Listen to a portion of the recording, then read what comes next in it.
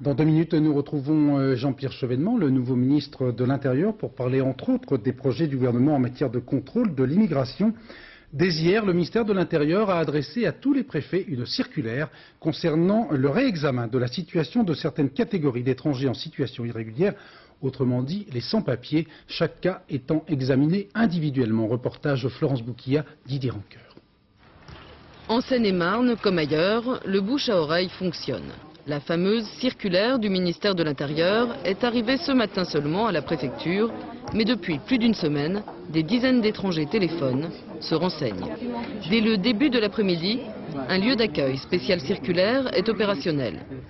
Une vingtaine de personnes viennent exposer leur cas.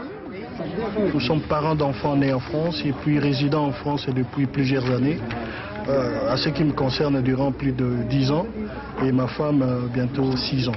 Et nous avons des enfants qui sont nés en France et scolarisés. Là vous étiez totalement clandestin alors? Si on peut le dire, ouais. Ça me gêne un peu, mais si on peut le dire, voilà. Cette fillette va sans doute permettre à ses parents de rentrer dans l'une des catégories concernées par la régularisation, celle des parents d'enfants de moins de 16 ans nés en France.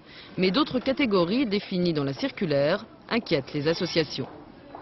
Un célibataire doit non seulement montrer qu'il est en France depuis plus de 7 ans, qu'il bénéficie d'un revenu fixe, qu'il a un domicile fixe et de surcroît qu'il ait payé des impôts. Tout ça dans la clandestinité, il est évident que pour trouver la preuve de tout cela, ça paraît difficile. Nous aurons à faire ce que nous faisons d'habitude, à informer le gouvernement d'un certain nombre de cas de figure qui nous paraissent dignes de considération et qui n'entrent pas dans la circulaire. Au gouvernement ensuite de voir si, dans le cadre d'une politique générale d'immigration et d'intégration républicaine, si ces personnes peuvent trouver une solution dans la loi soumise au Parlement.